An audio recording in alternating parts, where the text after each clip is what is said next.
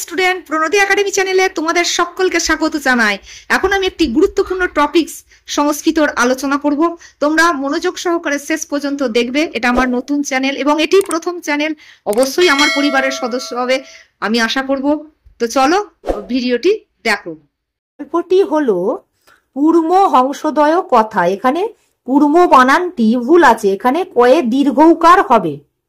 কচ্ছপ ও দুটি হাঁসের কাহিনী। এই গল্পটি শুধু ছাত্রছাত্রীদের যে কাজে আসবে তা নয়, এই গল্পটি আমাদের খুবই ভালো লাগবে। তোমরা দেখতে থাকো। অস্তি মগধেষু ফুল্লোৎপলাভিধানম সরঃ। অস্তি মগধেষু ফুল্লোৎপলাভিধানং সরঃ, মানে মগধে ফুল্লোৎপল নামে, অভিধানম মানে নামে, একটি বিশাল সরোবর ছিল। তত্র শকট বিকট নামানং দৌ হংসৌ জলাশয়ে নিবসতঃ। সেখানে, তত্র মানে সেখানে, শকট বিকট নামে, নামানৌ মানে নামে, দুটি হাঁস সেই জলাশয়ে বাস করত। তয়োর বান্ধব কম্মুগ্রীব, তাদের বন্ধু কম্মুগ্রীব নামে, নাম এক কুর্মশ্চ, একটি কুর্ম মানে কচ্ছপ, তত্র মানে সেখানে, প্রতিবসতি স্ম বাস করত। কদাচিৎ একদা, কোনো একদিন, ধীবরা তত্রাগত্য, ধীবরা যুক্ত তত্র যুক্ত আগত্য, ধীবরা মানে জেলেরা, তত্র আগত্য মানে সেখানে আসিয়া, আলোচিতবন্ত আলোচনা করল। অদ্য বয়ম অত্র সিত্তা চ প্রভাতে জালেন মৎস্য কুর্মাদিন ধরি শ্যাম। আজ প্রভাতে আমরা সকলে জালের দ্বারা মাছ এবং কচ্ছপ ধরব। তৎশ্রুতা মানে তৎশ্রুতা বলা আছে, তৎযুক্ত শ্রুতা, তৎশ্রুতা সেই শুনিয়া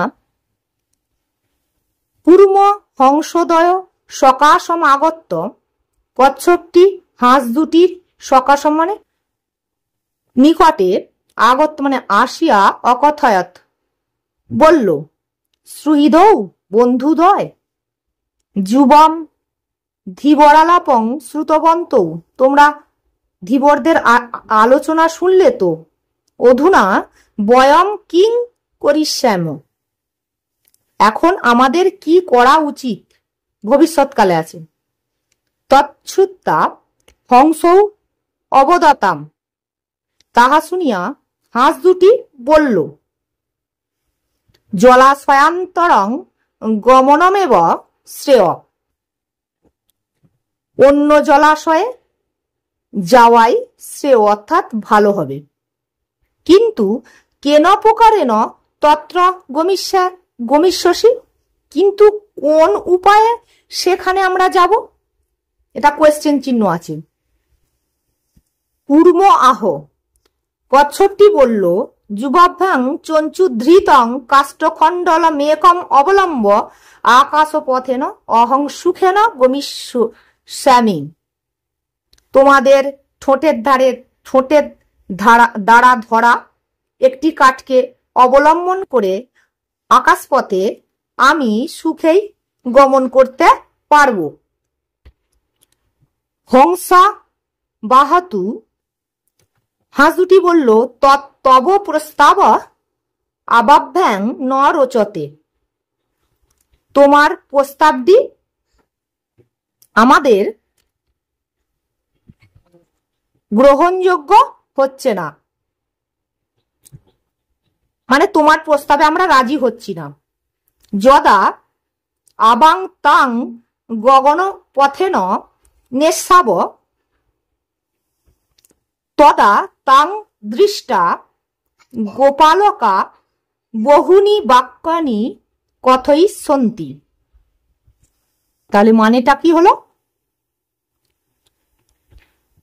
যখন আমরা তোমাকে আকাশপথে নিয়ে যাব, তখন তোমাকে দেখে গোপালকা মানে রাখাল বালকেরা নানা কথা বলবে।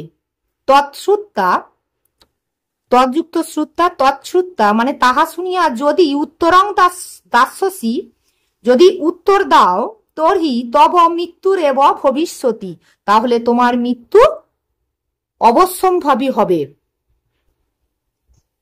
অতস্তং অত্রৈব তিষ্ঠ, অর্থাৎ এখানেই থাকো। পূর্ম অবদৎ কিমহম অজ্ঞ যদুত্তরং দাস্যামি, আমি কি অজ্ঞ যে আমি উত্তর দেব? না হং উত্তরং দাস্যামি, আমি কোনো উত্তর দেব না। অনন্তরং তারপর, হংসাভ্যাম আকাশপথেন নিয়মানং, অনন্তরং মানে তারপর, হাঁসের দ্বারা আকাশপথে নিয়মানং কুর্মমেকং, একটি কুর্মকে অর্থাৎ একটা কচ্ছপকে নিয়ে যেতে দেখে, দৃষ্টা মানে দেখে, গোপালকা মানে রাখাল বালকেরা, পশ্চাৎ মানে পিছনে, ধাবন্তী চ বদন্তি ছুটছে এবং বলছে, অহ মহদাশ্চর্যম,